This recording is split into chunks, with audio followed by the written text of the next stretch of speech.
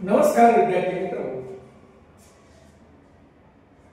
आज आपण BA द्वितीय वर्षातील तृतीय सत्रामध्ये असणारा हवामानशास्त्र नावाचा जो काही आपला पेपर आहे, या हवामानशास्त्र नावाच्या पेपरचा आपण अभ्यास करणार आहोत। त्यामध्ये आपण वृष्टी आणि पर्जन्याचे प्रकार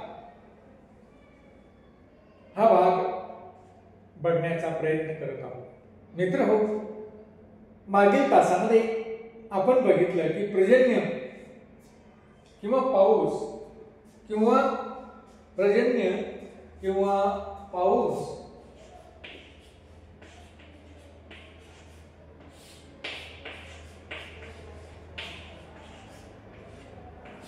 किंवा रेनफॉल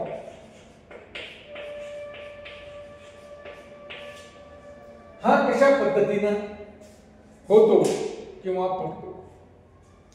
तर आपण पाहिलं की पाऊस पडण्यासाठी किंवा पर्जन्य होण्यासाठी कशा प्रकारची आदर्श परिस्थिती ही लागते। एक, वातावरणामध्ये भरपूर अशा प्रकारचं बाष्प असलं पाहिजे। हे वातावरणातील असणारं बाष्पाचं सांद्रीभवन कधी होईल तर ते बाष्प तापमान जर कमी झालं, त्या हवेतील असणार हवेचं जर तापमान कमी झालं तर त्या हवेतील असणाऱ्या बाष्पाचं सांद्रीभवन होईल आणि सांद्रीभवन झालं की जलकणांची निर्मिती त्या ठिकाणी होईल। या जलकणांपासून जलबिंदूची निर्मिती होणं आवश्यक आहे। जलबिंदूची निर्मिती होत असताना त्या ठिकाणी भरपूर अशा प्रकारचे बाष्प त्या ठिकाणी आवश्यक आहे। त्याचबरोबर त्या प्रदेशाकडे उष्ण प्रदेशाकडून थंड प्रदेशाकडे हवा येणं आवश्यक आहे, कारण ही हवा आली तर त्याबरोबर बाष्प देखील येतं आणि त्या ठिकाणी ज्यावेळेस जलबिंदूमध्ये रूपांतर होतं त्यावेळेस जे काही ढग निर्माण होतात, हे ढग पुन्हा तापमान कमी झाल्यास ते जलबिंदू पृथ्वीकडे येतात। तर अशा पद्धतीने मग ते पृथ्वीकडे आले की त्याला आपण पर्जन्य किंवा पाऊस असं म्हणतो। तर अशा पद्धतीने आपण मागच्या तासामध्ये पर्जन्याची किंवा पावसाची असणारी संकल्पना या ठिकाणी बघण्याचा प्रयत्न केला। आज आपल्याला या पर्जन्याचे किंवा पावसाचे किंवा रेनफॉलचे विविध असे प्रकार या ठिकाणी पाहायचे आहेत। या पर्जन्याचे किंवा पावसाचे 3 प्रकार आहेत। त्यामध्ये पहिला प्रकार आहे आरोह किंवा अभिसरण पर्जन्य। आरोह किंवा अभिसरण पर्जन्य। दुसरा प्रकार आहे तो म्हणजे प्रतिरोध पर्जन्य आणि तिसरा प्रकार आहे तो म्हणजे आवर्त पर्जन्य। अशा पद्धतीने हे पावसाचे किंवा पर्जन्याचे जवळपास 3 प्रकार हे या ठिकाणी दिसून येतात। म्हणजे 3 प्रकार या ठिकाणी पर्जन्याचे किंवा पावसाचे पडलेले दिसतात। त्यापैकी पहिला प्रकार की जो आपल्याला अभ्यासाचा आहे तो म्हणजे आरोह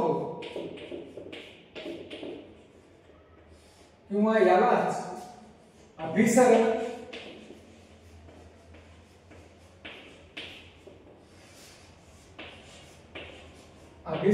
पर्जन्य असं म्हटलं जातं किंवा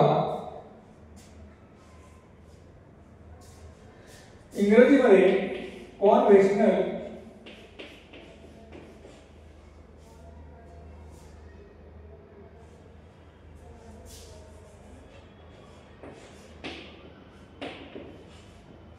कॉन्व्हेन्शनल रे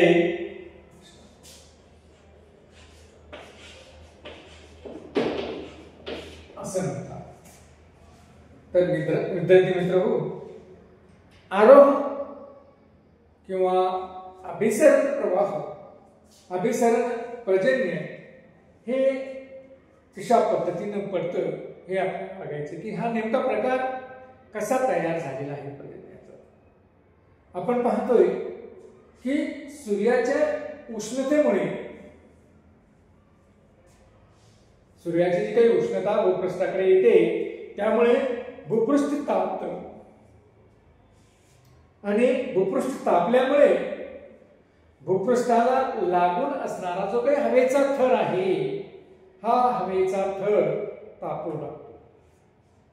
हा हवेचा थर तापला की ही तापलेली हवा प्रसरण पावते. तापलेली हवा प्रसरण पावते आणि प्रसरण पावली की ही हवा हलकी होते आणि हलकी झाली की ही हवा वर जाते किंवा वर जाऊ लागते.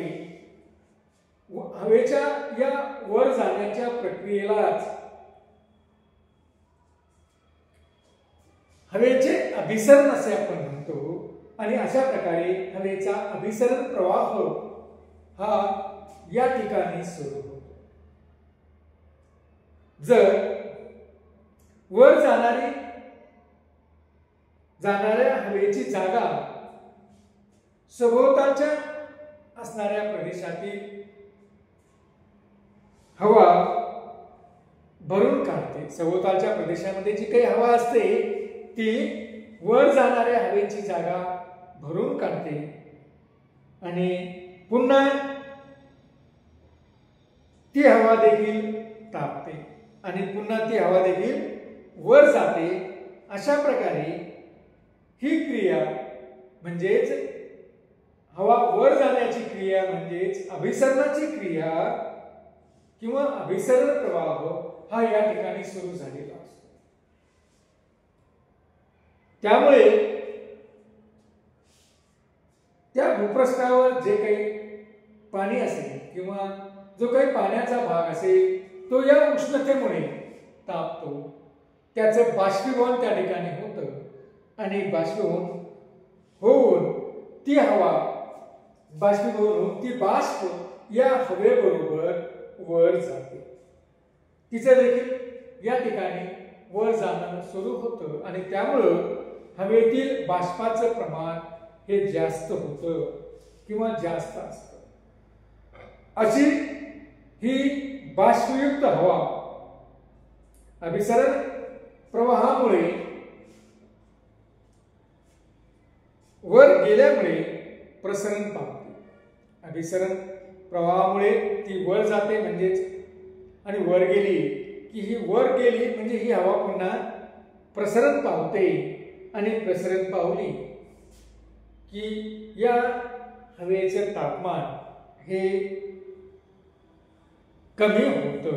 म्हणजे निश्चित या ठिकाणी जे काही तापमान असतं ती हवा प्रसरण पावली की ती हवा आपोआपच थंड होते आणि थंड झाली की आपण पाहतोय की मागे बघितलं आपण की उष्ण असणाऱ्या हवेची बाष्पधारण शक्ती ही वेगळी असते आणि थंड झालेल्या हवेची बाष्पधारण शक्ती जिचं तापमान कमी आहे तिची बाष्पधारण शक्ती कमी होते आणि तापमान कमी झालं की हवेची बाष्पधारण शक्ती देखील कमी होते. त्यामुळं त्या हवेमध्ये सापेक्ष आर्द्रता वाढते आणि सापेक्ष आर्द्रता 100% झाल्यास सापेक्ष आर्द्रता ही कारण ती हवा पुन्हा वर जाते आणि अशा परिस्थितीमध्ये पुन्हा तिची सापेक्ष आर्द्रता तापमान कमी होते आणि सापेक्ष आर्द्रता ही वाढते आणि सापेक्ष आर्द्रता ही 100% होते. अशा वेळेस ती हवा दवांग पातळीवर येते आणि दवांग पातळीवर आलेल्या या हवेचं तापमान पुन्हा कमी झालं तर त्या हवेचं सांद्रीभवन होतं. त्या हवेतील बाष्पाचं सांद्रीभवन होतं आणि सांद्रीभवन झालं की मग या क्रियेतून किंवा या क्रियेमध्ये जलकणांची निर्मिती होते व ढगाच्या स्वरूपामध्ये हे जलकण आकाशामध्ये तरंगत असतात. ढगांच्या स्वरूपामध्ये हे जलकण आकाशामध्ये तरंगत असतात. ज्यावेळेस हे जलकण एकत्र येतात आणि त्यांचं रूपांतर जलबिंदूमध्ये होतं, त्यावेळेस हे जलबिंदू भूपृष्ठाच्या अनुषंगानं येऊ लागतात आणि भूपृष्ठाच्या अनुषंगानं आल्यास मग त्यातून पावसाची निर्मिती झालेली आपल्याला दिसून येते. तर अशा पद्धतीने हवेच्या अभिसरण प्रवाहामुळे हा पाऊस किंवा हे पर्जन्य तयार होते, म्हणून याला अभिसरण पर्जन्य असं देखील या ठिकाणी म्हटलं जातं. तर मित्रहो, अशा पद्धतीने जर आपण बघितलं तर हा अभिसरण प्रवाहामुळे या ठिकाणी पाऊस पडलेला आपल्याला दिसून येतो. खास करून विषुववृत्तीय प्रदेशामध्ये अशा प्रकारचा पाऊस, आरोह स्वरूपाचा पाऊस किंवा अभिसरण स्वरूपाचा पाऊस हा वर्षभर पडत असतो आणि हा अतिशय मुसळधार स्वरूपामध्ये त्या ठिकाणी पडतो. मेघगर्जना आणि विजेंचा लखलखाट या आरोह स्वरूपाच्या पावसामध्ये होतो. सकाळपासून तर दुपारपर्यंत सूर्याच्या उष्णतेमुळे त्या ठिकाणी बाष्पीभवन घडून येते, जमीन तापली जाते आणि मग त्या ठिकाणी अभिसरण प्रवाह सुरू होतात आणि अभिसरण प्रवाह सुरू झाल्यामुळे जी काही हवा वर जाते त्या हवेबरोबर बाष्प देखील वर जाऊ लागते आणि अशा पद्धतीने विषुववृत्तीय प्रदेशांमध्ये दुपारनंतर अशा पद्धतीचा अभिसरण प्रवाह वातावरणामध्ये सुरू होतो आणि वातावरणामध्ये अभिसरण प्रवाह सुरू झाला की हवा वर जाऊ लागते. हवा वर जाताना बाष्प देखील वर जातं आणि त्या ठिकाणी दुपारनंतर दररोज पाऊस पडलेला आपल्याला दिसून येतो. म्हणजे विषुववृत्तामध्ये दररोज पाऊस, विषुववृत्तीय प्रदेशामध्ये दररोज पाऊस पडलेला आपल्याला दिसतो. उत्तर गोलार्धामध्ये खंडांच्या अंतर्गत भागामध्ये या अभिसरण प्रवाहामुळे पाऊस पडलेला आपल्याला पाहावयास मिळतो. या व्यतिरिक्त विषुववृत्तीय प्रदेशाच्या व्यतिरिक्त उत्तर गोलार्धामध्ये जो काही उत्तर गोलार्धाचा खंडाचा जो काही भाग आहे, या भागामध्ये उन्हाळ्यात अशा प्रकारचा पाऊस पडलेला आपल्याला दिसून येतो. हा पाऊस पडत असताना धन व ऋण अशा प्रकारचा जो काही ढगावरील धन आणि ऋण कणांचा जो काही प्रभाव असतो, हा प्रभावामुळे विजा त्या ठिकाणी चमकतात आणि विजा चमकल्या की त्यामुळे प्रचंड अशी उष्णता त्या ठिकाणी निर्माण होते. त्यामुळे त्या ठिकाणची हवा तापते आणि हवा तापली की तेथून ती हवा दुसरीकडे निघून जाते व तेथे एक पोकळी निर्माण होते. निर्वात पोकळी म्हणजे हवा नसलेली पोकळी तयार होते आणि मग हवा नसलेली पोकळीकडे ज्यावेळेस दुसरीकडील हवा ही पोकळी भरून काढण्यासाठी येऊ लागतात, त्यावेळेस या पोकळीत अत्यंत वेगाने